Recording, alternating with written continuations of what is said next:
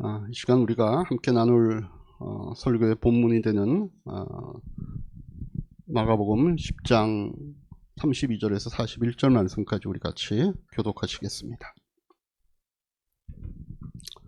한 절씩 나눠 읽습니다. 그들은 예루살렘으로 올라가고 있었다. 예수께서 앞장서서 가시는데 제자들은 놀랐으며 뒤따라가는 사람들은 두려워했다. 예수께서 다시 12제자를 곁에 불러놓으시고 앞으로 자기에게 닥칠 일들을 그들에게 일러주시기 시작하였다.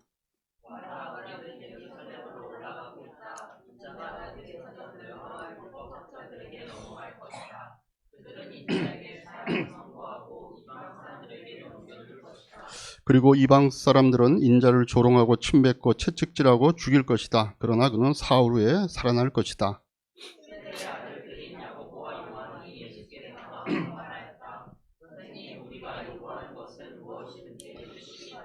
예수께서 그들에게 말씀하셨다. 너희는 내가 너희에게 무엇을 해주기를 바라느냐?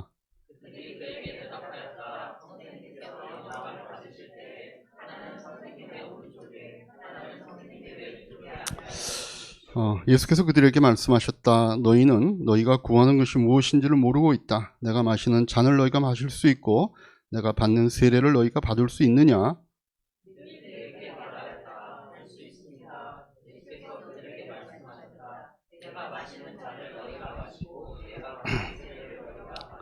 그러나 내 오른쪽과 내 왼쪽에 앉는 그 일은 내가 허락할 수 있는 일이 아니다. 정해 놓으신 사람들에게 돌아갈 것이다. 그런데 열 제자가 이것을 듣고 야고보와 요한에게 분개하였다. 네, 오늘 말씀 듣기 전에 우리 자녀들을 위해서 올리브불에 세우는 시간 갖도록 하겠습니다. 함께 기도합니다. 주님, 새해도 벌써 한 달이 지나가고 있고 또 2월에 새로운 달을 저희에게 허락하심을 저희가 감사드립니다. 또한 감사드리는 것은 이러한 세월 가운데 우리에게 선물로 주시는 우리의 자녀들을 여전히 우리의 자녀로 주님께서 축복해 주시고 이 자녀들을 향한 하나님의 계획이 시간의 흐름에 따라 펼쳐져 감을 저희가 믿음으로 고백하게 하셨기 때문입니다. 우리의 아이니와 성재, 또 지연이와 수연이, 호원이와 기원이, 승현이와 윤선이와 윤희를 이 시간 하나님 앞에 받은 선물로 우리가 감사하며 그들의 이름을 올려드립니다. 요한 1서에 말씀하시기를 하나님에게서 태어난 사람은 다 세상을 이기기 때문이다. 세상을 이긴 승리는 이것이니 곧 우리의 믿음이다라고 말씀하셨습니다. 세상을 이기는 믿음이 우리의 자녀들에게 잘 자리 잡을 수 있도록 그들의 매일의 삶 가운데 성령님 특별히 간섭하여 주시옵소서. 올 한 해가 그들에게 그렇게 믿음이 자라나는 해가 될 수 있도록 주님 축복하여 주시옵소서. 예수님의 이름으로 기도하옵나이다. 아멘. 예, 오늘 우리 자녀들은 함께 오늘 여기서 예배 드리도록 그렇게 하겠습니다. 우리 앞뒤 옆에 분들 보면서 다시 한번 우리 하늘복으로 축복하는 시간 갖겠습니다. 하늘복 많이 받으십시오.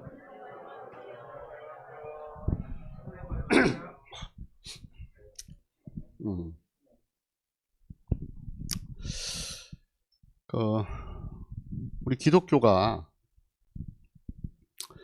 많은 종교 중에 하나냐 아니면 정말 참된 하나님을 만날 수 있는 유일한 길이냐라고 하는 것이 뭐에 달렸다고 여러분들 생각하십니까? 뭐가 그걸 나누는 기준이 될 것 같아요? 제가 말씀을 통해 여러분들에게 분명하게 말씀을 드릴 수 있는 것은 우리 기독교가 그냥 많은 종교 중에 어쩌다 보니 하나의 종교가 되었다. 아니면 정말 하나님을 만날 수 있는 참된 유일한 길인가라고 하는 것은 예수님이 부활하셨나 하지 않았는가에 달려있다고 저는 생각을 합니다. 예수님께서 우리가 공자님이나 석가모니나 또 아니면 마호메트처럼 위대한 인생을 사셨습니다. 그러나 우리 예수님도 그냥 그분들 같이 똑같이 그냥 그렇게 살다가 돌아가셨다고 하면 우리가 꼭 예수를 믿어야 구원을 얻는가라고 하는 것에 대해서 얘기할 근거가 사실은 없는 겁니다. 말씀드렸던 다른 종교의 지도자들도 인간의 삶에 대한 지혜와 교훈을 훌륭하게 말씀을 하셨던 분들입니다. 그래서 사람들이 그들을 존경하고 그들의 말을 따르고 종교로까지 만들어서 그들의 어떤 좋은 이야기들을 따르려고 애를 쓰고 있는 거 아니겠습니까? 그래서 그것만으로 기독교 신앙을 가져야 된다라고 하는 차별화를 우리가 얘기할 수는 없습니다. 그 차별화가 되는 차별화의 그 핵심은 어디에 있는가 하면은 뭘 가르쳤는가에 하나 딸린 것이 아니라 그들의 그 말을 한 그 사람들의 존재가 그 가르침을 뒷받침할 수 있는가라고 하는 것에 사실은 달려 있는 겁니다. 아무리 뛰어난 가르침을 남겼어도 그분들은 모두 이 세상에 사는 동안에 유익함은 끼칠 수 있지만 영원한 삶에 대해서는 본인들도 죽었기 때문에 할 말이 없는 겁니다. 그러나 예수님께서는 죽음을 이기시고 부활하셨다라고 우리가 안다면 우리가 예수를 믿어야만 구원을 얻는다라고 하는 것을 할 근거가 분명해지는 것이죠. 그래서 저는 예수님이 부활하셨다고 믿습니다. 안 믿으면 제가 여기 서 있으면 큰일 나겠죠. 제가 왜 믿냐? 왜 예수님의 부활을 믿냐? 증거가 있기 때문에 그렇습니다. 그럼 우리가 무엇이 사실인가라고 하는 것을 확인하는 방법은 이게 증거가 있냐라고 하는 것이 사실은 가장 핵심적인 내용입니다. 여러분, 증거에는 직접 증거와 정황 증거가 있다고 그러지 않습니까? 예수님의 부활은 우리가 확인할 수 있는 직접적인 증거는 우리가 지금 만들 수가 없습니다. 예수님의 부활은 정황 증거입니다. 예수님의 부활을 경험한 제자들이 그 전과 삶이 너무나도 극적으로 바뀌었습니다. 그 전에 제자들이 살았던 삶의 내용과 그 이후에 제자들의 삶의 내용이 완전히 바뀌었습니다. 또 이 사람들은 자기들이 믿는 그 신앙을 위해서 모두가 다 목숨을 바쳤습니다.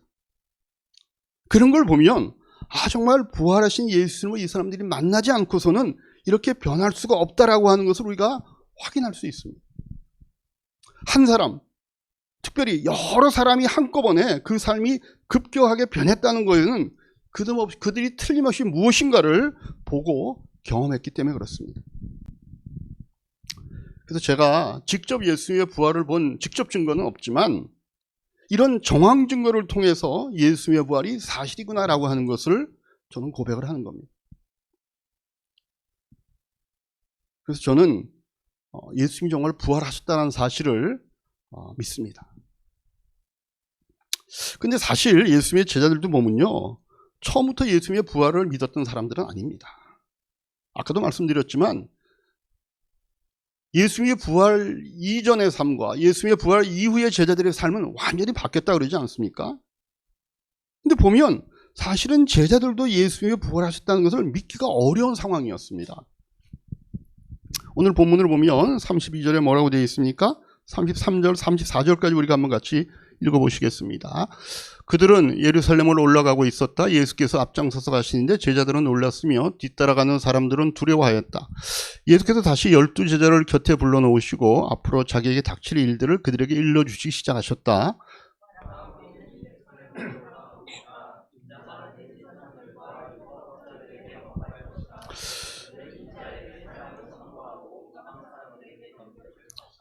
그리고 이방 사람들은 인자를 조롱하고 침뱉고 채찍질하고 죽일 것이다. 그러나 그는 사흘 후에 살아날 것이다. 여러분, 이 얘기 예수님이 처음 하시는 거 아닙니다. 이미 앞서서 우리가 앞에서 쭉 마가복음에서 살펴왔듯이 2번씩이나 앞서서 얘기하신 내용입니다. 그래서 여기서는 3번째 말씀하고 계시는데 그 내용도 조금 더 구체화됐습니다. 그죠? 특별히 33절 후반절에 보면 그들은 인자에게 사형을 선고하고 뭐라 그랬습니까? 이방 사람들에게 넘겨준다. 그리고 34절에 그리고 이방 사람들은 인자를 조롱하고 침뱉고 채찍질할 것이다. 자신이 받으실 고난과 죽음에 대해서 이전보다 아주 구체적으로 얘기하고 계신 겁니다. 근데 제자들은 여전히 믿지 못하는 겁니다. 아직도 이 제자들은요, 예수님께서 왕이 되실 것이라고 하는 기대를 버리지 못하는 겁니다. 왜 이 사람들이 이렇게 믿지 못합니까? 이 사람들은 예수님이 부활하신다는 것을 문자 그대로 믿을 수가 없으니까 예수님이 돌아가신다라고 하는 것도 문자 그대로 믿을 수가 없는 겁니다. 얼마나 이 사람들이 지금 예수님께서 예루살렘으로 올라가고 계신 그 상황이 예수님이 고난받으러 가는 것이다라고 하는 것을 못 믿었냐라고 하는 것은 그 다음에 나오는 야고보와 요한이 예수님께 요청할 내용을 보면 알 수 있습니다. 35절 두 사람이 와서 예수님께 이런 요청을 하죠. 뭐라 그래요? 세베대의 아들인 야고보와 요한이 예수께 다가와서 말하였다. 선생님, 우리가 요구하는 것은 무엇이든지 해주시기를 바랍니다. 우리가 잘 알지 예수님의 제자는 12명인데 특별히 베드로, 야고보, 요한 요 세 자가 늘 예수님과 함께 다녔던 것 같아요. 예수님 요 세 사람을 아마 측근처럼 이렇게 데리고 다니셨는데 특별히 요 야고보와 요한은요 형제지간입니다. 그래서 예수님의 측근에 있다라고 본인들이 생각해서 그런지 언뜻 보기에 좀 이 건방질 수 있는 이런 요구를 이 사람들이 예수님께 와서 하는 겁니다. 36, 37절 뭐라고 얘기해요? 예수께서 그들에게 말씀하셨다.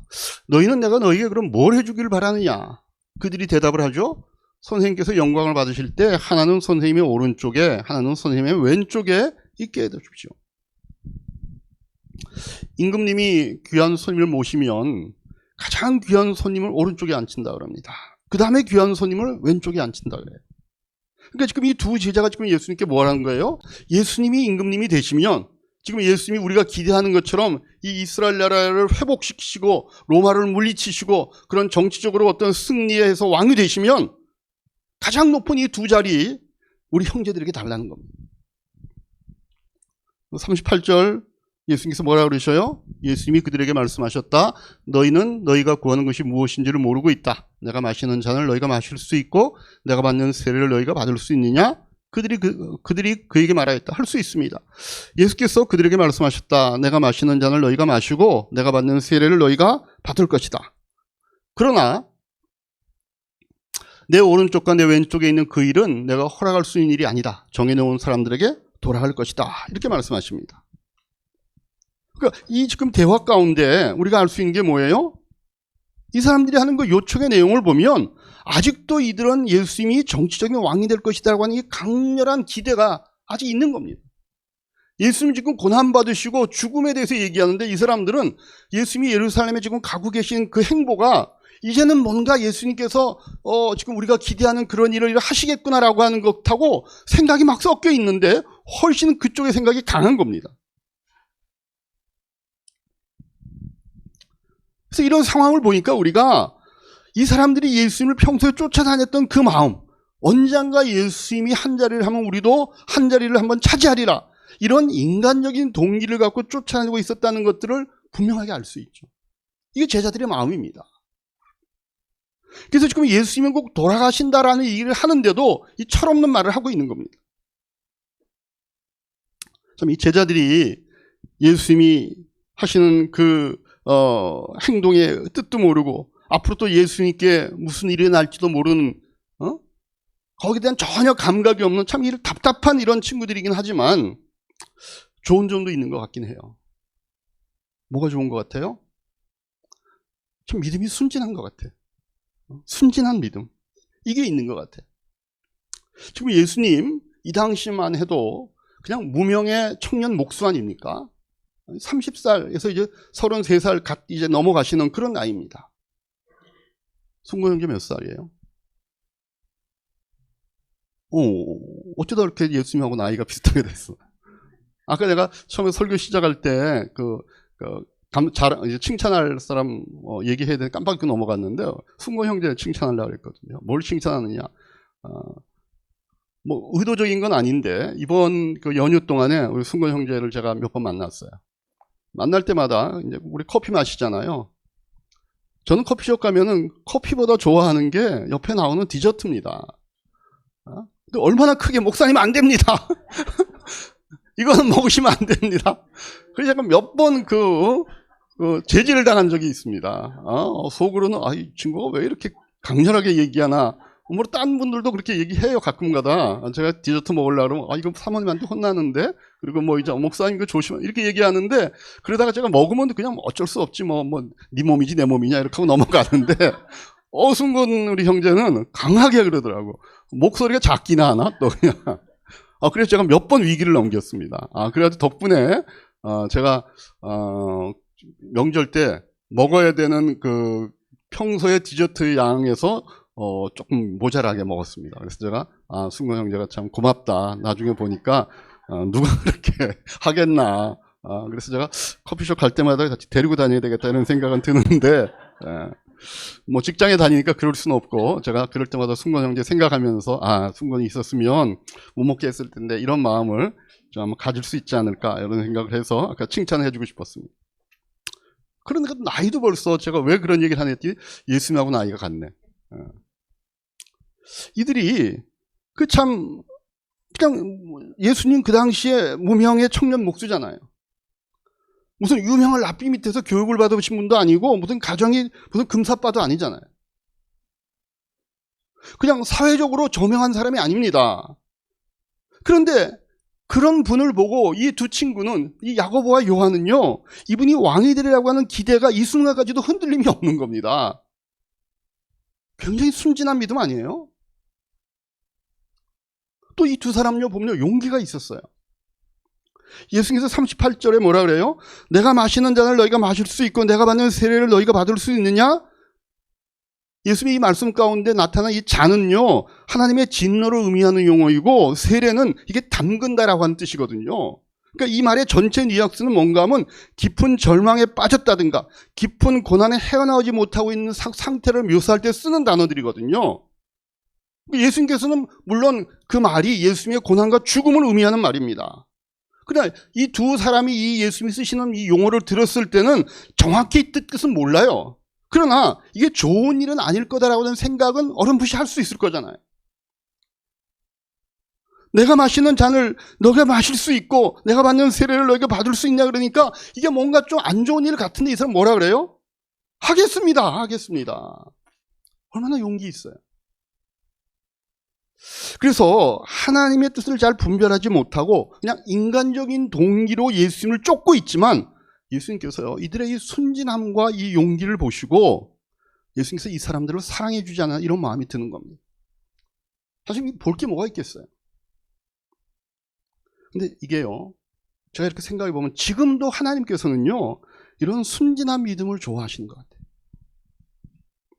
어떤 분들이요, 하나님의 뜻도 잘 모르고 좀 이기적이면서도 아주 순진한 믿음을 가진 분들이 주변에 좀 있잖아요. 기도하면 하나님이 들어주신다. 의심이 없어요. 예수님은 무엇인지 할 수 있다. 이런 단순한 생각이 있습니다. 근데요, 이것저것 따지는 사람보다 하나님이 그런 사람을 예뻐하는 것 같아요. 또 우리 주변에 보면 신앙생활하면서 이 무모한 용기가 있는 분들이 종종 있잖아요. 자기가 어떤 일 책임을 맡았으면 자기가 그 일을 할 만한 능력이 있는지 없는지도 잘 모르고 어떤 어려움을 닥칠지도 모르고 아니 제가 하겠습니다 이러는 분들, 그래서 맞고 나서 실제로 고생하는 분들. 근데 하나님이 그런 분들을 사랑하시는 것 같아요. 그런 무모함을 하나님이 사랑하시는 것 같아요. 근데 전 돌아봅니다.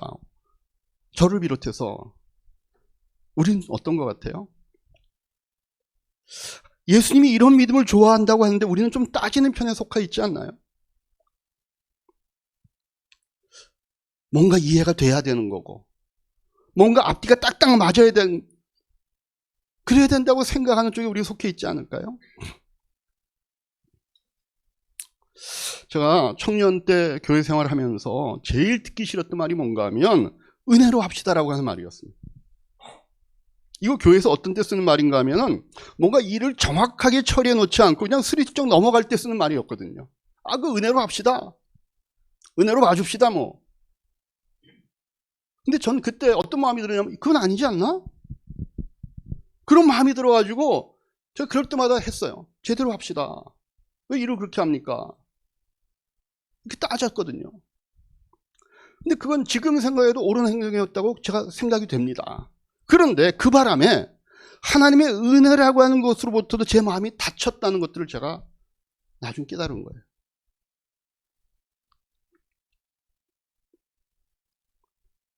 제가 그렇게 생각하고 그렇게 행동하는 바람에 하나님의 은혜라고 하는 그 분위기, 그 개념, 그 내용으로부터도 제 마음이 닫혀 있었던 겁니다. 실상은 하나님의 은혜에 대한 잘못된 적용에 반발한 건데 제 마음속에는 하나님의 은혜 자체가 어떤 거부감으로 자리 잡게 되었고 뭔가를 따지는 습관이 들은 거예요. 그런데 기독교가 은혜의 종교잖아요. 하나님의 은혜 없이는 우리가 아무것도 안 되는 거잖아요. 우리의 구원도 그렇고 우리의 사역도 그렇고 우리의 인생도 그렇고 우리가 뭐 받을만 해서 그걸 우리가 받고 우리가 잘나서 그걸 받고 어떤 조건이 돼서 우리가 그걸 누리는 게 사실은 아무것도 없는 거잖아요. 사도 바울이 얘기하잖아요. 너희가 받은 것, 너희가 누리고 있는 것 중에 받지 않은 것이 어디 있느냐. 근데 우리는 다 그게 우리가 잘나서 우리가 조건이 돼서 우리가 뭔가 할 줄 알아가지고 그게 현재 우리의 생명도 그렇고 우리의 건강도 그렇고 우리의 어떤 지혜도 그렇고 우리가 만들어서 가진 게 뭐가 있습니까? 없잖아요. 그럼에도 불구하고 이런 뭔가를 따지는 습관이 저도 모르게 들어있었던 거예요. 하나님의 은혜와 사랑을 받고 누리는데 장애물이 된 거예요. 그걸 제가 알고 나서요 많이 회개했습니다. 제 마음속에서 그래서 그런 내용들을 빼내는데 오랜 시간이 걸렸습니다. 물론 우리가 따지고 정확하게 세임을 해야 되는 이런 환경들이 있죠. 4,500원짜리 물건 사고 10,000원짜리 내면서 거기서는 돈 필요 없어 이러면 안 되잖아요. 계산해서 받아잖아요. 그러나 우리가 하나님과의 관계에서 교회에서 뭔가 사랑을 주고받아야 되는 그런 관계에서 우리가 따지는 것보다는 하나님의 마음과 하나님의 사랑을 기반으로 한 생각과 행동을 우리가 하는 게 맞잖아요. 그래서 저는 요즘 그렇게 생각해요. 우리는 따지는 계몽주의의 자식이 되지 말고 하나님의 은혜와 사랑의 자녀로 사는 것이 더 복된 것임을 경험하면 좋겠다. 저는 예수님이 지금 그 순진한 믿음, 용기 있는 믿음을 갖고 있는 제자들을 그런 눈으로 바라보시는 것 같아요. 그런데 이런 예수님의 반응에 대해서 다른 제자들이 어떻게 했다고 그래요? 41절에 뭐라 그래요? 그런데 10제자가 이걸 듣고 야고보와 요한에게 분개했다 그래요. 왜 분개했습니까? 너 지금 때가 어느 때인데 예수님이 지금 고난을 받으러 가신다 그러고 지금 뭔가 우리가 잘 모르지만 어떤 어려운 길을 가시는 것 같은데 왜 거기서 그딴 모자란 얘기를 하냐 이 모질이들아. 그래가지고 지금 분개하는 겁니까? 아닌 것 같아요. 그죠? 왜 니들 둘만 가갖고 이권 운동을 했냐는 겁니다. 왜 니들만 가갖고 예수님 앞에 가서 좋은 자리 달라고 그게 화가 나는 겁니다. 이걸 보면 전 정말 예수님이 외로우셨을 것 같아요. 그러지 않았겠어요? 이쯤 되면 10명 중에 1명 정도는 두 사람 보고 야 지금 너희들 어느 때인데 지금 철없는 소리를 하냐. 지금 죽으러 간다고 얘기하는 분에게 이 오른쪽 자리 왼쪽 자리가 뭔 얘기냐. 이렇게 말하는 사람이 한 사람도 있어야 되잖아요. 근데 야고보와 요한이 만약에 이렇게 분개한 걸 보면요. 이 두 사람만이 아니라 사실은 12명 모두가 다 지금 예수님이 왕이 되는 줄 알고 있는 겁니다. 그래서 예수님은 죽으러 간다라고 분명하게 얘기를 하시는데도 이 2명만이 아니라 우리가 예수님을 쫓아다니면 뭔가 한 자리 하리라고 이런 기대를 갖고 계속 쫓아다니고 있었다는 것이 증명이 되는 거죠. 그러니까 예수님 얼마나 외로우셨었겠어요. 여러분, 리더가 외로움을 느낄 때는요, 자신의 마음과 자신이 한 말이 그 자기가 리더하고 있는 그 구성원들이 이해 못하고 엉뚱하게 반응할 때 외로움을 느끼는 거 아니겠어요? 말씀 우리가 보듯이 지금 제자들이 도찐 개찐이에요. 도토리 키재기 하고 있는 겁니다. 한쪽은 예수님과 좀 가까이 다닌다고 지금 청탁하고 있잖아요. 여러분 참 재미있는 게 뭔가 하면 이 똑같은 장면을 마태복음에는요 조금 다른 정황으로 그리고 있습니다. 지금은 이 마가복음에서는 지금 예수님 요 제자인 야고보와 요한이 와서 이 청탁을 하고 있는데 마태복음에 보면요 20장 20절에서 21절 보세요. 그때 세베대의 아들의 어머니가 아들과 함께 예수께 다가와 절하며 무엇인가를 청하였다. 예수께서 그 여자에게 물으셨다. 무엇을 원하십니까? 여자가 대답하였다. 나 이 두 아들을 선생님의 나라에서 하나는 선생님의 오른쪽에 하나는 선생님의 왼쪽에 안겨주십시오. 조금 다르게 묘사하고 있죠. 왜 이런 차이가 나는 생각해 보면 마태는요. 예수님의 12제자 중 한 명으로서 자기가 이 상황 속에 직접 있으면서 그 상황을 본 거예요. 마가는 우리 베드로의 제자잖아요. 그죠? 그래서 베드로로부터 전에 들은 것들을 자기가 복음서에서 기록을 한 겁니다. 제가 보기엔 마태의 이력이 조금 더 정확할 수 있어요. 무슨 얘기인가 하면요. 이 야고보와 요한의 어머니가 늘 이 예수님의 제자단을 따라다니면서 뭔가 쓸 것도 공급하고 뭐 이렇게 좀 이렇게 돌봐줬던 분 같아요. 그러니까 지금 기회가 온 거예요. 예수님이 뭔가 지금 큰 일을 하고 예루살렘에 가는 것 같으니까 때는 있다다 그러고 아들 둘을 데리고. 우리나라만 치맛바람이 있는 게 아니에요. 이게 다 큰 애들 아니잖아요. 지금 거의 30세가 넘은 친구들인데 와갖고 어머니가 이 얘기하는 거예요. 이게 무슨 얘기인가? 제자들만이 아니라 예수님 주변에 예수님의 말씀과 행동을 가까이서 보고 듣고 있는 그 사람들이 모두가 다 한 마음을 갖고 있었던 뜻입니다. 어떤 마음? 이분이 왕이 될 것이다. 이분이 이스라엘의 메시아가 될 것이다. 한 사람도 지금 예수님이 하고 계시는 그 말이나 마음을 이해하고 있지 않다는 겁니다. 예수님이 얼마나 답답하고 외로우셨겠어요. 예수님이 자신의 답답함을 고백하신 적이 있으십니다. 누가복음 12장 49절 50절에 한번 보십시오. 같이 한번 읽겠습니다. 내가 불을 땅에 던지러 왔노니 이 불이 이미 붙었으면 내가 무엇을 원하니요? 나는 받을 세례가 있으니 그것이 이루어지기까지 나의 답답함이 어떠하겠느냐? 아주 정확하게 얘기했는데 답답하다. 이때도 나중에 우리가 살펴보겠지만 이때 정황이요. 이 똑같이 제자들에게 한 말이에요. 제자들을 보고 답답한 거예요, 예수님이. 뭔가 이 사람들 마음 가운데 불이 붙어야 되는데 늘 하는 얘기는 예수님 얘기를 못 알아듣고 있는 거예요. 그러니까 이스라엘에 12 사후정이 있는 거예요. 뭔 얘기를 하는지 모르는 거예요. 만약 제가 예수님이었다면 실망이 돼갖고 큰 한숨을 쉬거나 좀 야단을 쳤을 것 같아요. 야, 너네 왜 그러냐 도대체. 머리는 좀 장식으로 달고 다니냐 지금? 근데 세 번째잖아. 지금 세 번째 얘기하잖아. 좀 알아먹어라. 충분히 그러실 수 있었을 것 같아요. 근데 예수님 10장 42절에 보면 예수님 어떻게 하셨어요? 같이 한번 읽겠습니다. 그래서 예수께서 그들을 곁에 불러놓고 그들에게 말씀을 하셨다. 그리고 쭉 얘기하십니다. 그들을 곁에 불러놓고 말씀을 하시는 거예요. 그냥 호통을 치고 야단친 게 아니라 곁에 불러놓고 말씀하시는 겁니다. 여러분 뭔가 따스함이 느껴지지 않나요? 우리가 쓰는 이 말 중에 곁을 내준다 이런 말이 있잖아요. 아무에게나 곁을 내주지 않습니다. 그죠? 호통을 치려고 그러면 좀 떨어져 있는 놈한테 야 너 그러면 되냐 그러지. 곁은요 뭔가 따뜻한 말, 뭔가 어떤 이 관계에 대해서 뭔가 더 이 관계를 좀 깊게 하고 싶을 때 우리 곁을 내주잖아요. 다시 말해서 예수님께서는요 지금 요한과 야고보의 이 단순한 믿음만 아니라 다른 제자들이 갖고 있는 그 부족한 그 모습도 품어주고 계신다는 것을 우리가 알 수 있습니다. 왜 그럴까요?